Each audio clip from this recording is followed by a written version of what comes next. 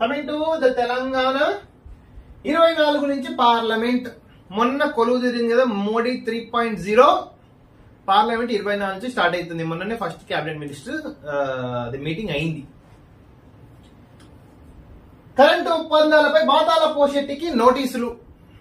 పరివర్తన సంఘ అధ్యక్షుడు కేసీఆర్ కి కల్వకుంట్ల చంద్రశేఖర్ రావుకి నోటీసులు ఇచ్చిండ్రు. ఎవరు? Justice electricity commission chairman especially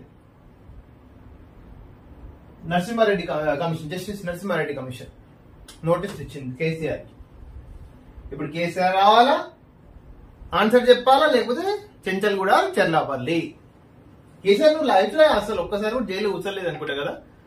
ready for that actually.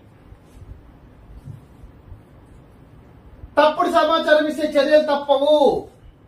Justice PC Ghosh on Kaleshwaram report, Kaleshwaram enquiry. ఇవాళ నుంచి స్కూల్ ఓపెన్.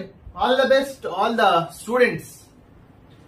ఇవాళ ఏపీ సీఎం గా చంద్రబాబు ప్రమాణం హాజరు కానున్న ప్రధాని మోడీ, అమిత్ షా, నడ్డా. రాష్ట్రంలో ఎన్డీఏ పక్ష నేతగా బాబు ఏకగ్రీవ ఎన్నిక. ప్రభుత్వ ఏర్పాటుకు అవకాశం ఇవ్వాలని గవర్నర్ ని కలిసిన కూటమి నేతలు. జనసేనకు 19, టీడీపీకి 19, జనసేనకు 4, బీజేపీకి 2 మంత్రి పదవులు దక్కే ఛాన్స్. 2 రోజులు వానాలు, దయచేసి అవసరం ఉంటేనే బయటికి వెళ్ళండి. నీటిపై ఎన్డీఏకి సుప్రీంకోర్టు నోటీసులు మనం ఆల్రెడీ డిస్కస్ చేసినాం. లేని గొర్రెలకు 18 కోట్లు. వాయమ్మ తలసాని శ్రీనివాస్, నిన్ను అసలు ప్రతివాదిగా చేర్చాల్సిందా.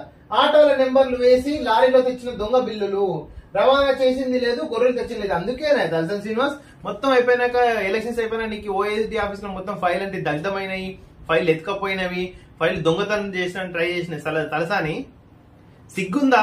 నువ్వు ఒక యాదవ్గా పుట్టి ఒక యాదవుల సోదరులకి ఇంత గొర్రెల దాంట్లో ఇంత అన్యాయం జరుగుతుంటే అన్నం తింటున్నావు, గడ్డి తింటున్నావు. తలసాని శ్రీనివాస్ యాదవ్ నీకెట్లా ఉండబోతుంది అసలు?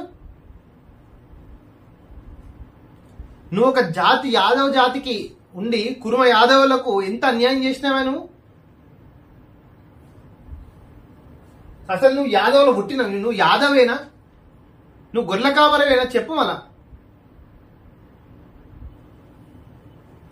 ఫోన్ ట్యాపింగ్ కేసులో ఛార్జ్ షీట్. ఇప్పుడు ఆన్సర్ చెప్పాలి తలసాని.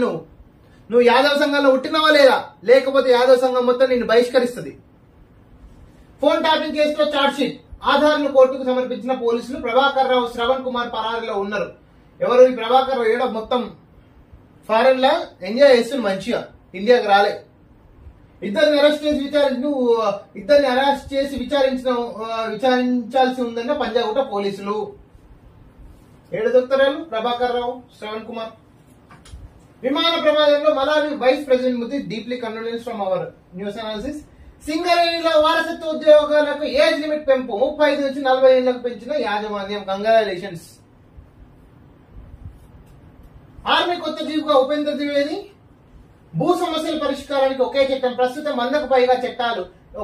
ఇక అవన్నీ ఒకే గొడుగు కిందికి. క్షేత్రస్థాయిలో సమగ్ర సర్వేతో హద్దుల ఏర్పాటు. నిజంగా సర్వే డిమార్కేషన్ చాలా ప్రాబ్లం ఉంది. అన్ని భూములలో, అన్ని గ్రామాల్లో, మండలాల్లో సర్వే డిమార్కేషన్, రిజిస్ట్రేషన్, రెవెన్యూ ఇవన్నీ కూడా ఒక తాటికి వచ్చేసి ఈజీ ప్రొసీజర్ అయిపోతుంది. ఓడు రిజిస్ట్రేషన్ చేస్తారంట, ఓడు మ్యూటేషన్ చేస్తారంట. ఏందా ఈ సంసారం? బతికేది మీ 56 ఏళ్ళు. కోట్ల చుట్టూ వాళ్ళ భూమి చిన్న తగాలతో 20-30 ఏళ్ళు తిరగాలి. దీనికి ఒక యాక్చువల్గా సమగ్ర పెట్టాలి. యాక్చువల్గా అసలు నన్ను అడిగితే ఈ భూమి శాశ్వత వారసత్వమే రద్దు చేయాలి. ఎవరికైనా ఎవరైనా సంపాదించుకుంటే వాళ్ళ రైట్ 99 ఇయర్సే. ఆ 99 ఇయర్స్ తర్వాత 100% గవర్నమెంట్కి వెళ్ళిపోతుంది. అట్లా ఉండాలా. ఎవడో 100 ఎకరాలు సంపాదించినట్టు వాళ్ళ తాతలు ముత్తాతలు మొత్తం ఇంకా బీదోడిలాగానే ఉండాలా? నువ్వు ఒక ఎకరం సంపాదిస్తే దాని కాలపరి మీద 99 సంవత్సరాలే. నువ్వు 60 ఏళ్ళు వస్తే నీ కొడుకు 30 ఏళ్ళు అనుభవిస్తే తర్వాత గవర్నమెంట్ తీసుకుంటుంది. వేరే కంట్రీస్ అన్నిట్లే ఉన్నాయి ప్రభుత్వ ఆస్తులు అవన్నీ. నువ్వేమైనా 200 సంవత్సరాల ముందు అదేంటి చెమటొచ్చి సంపాదించినావా 100 ఎకరాలు 50 ఎకరాలు?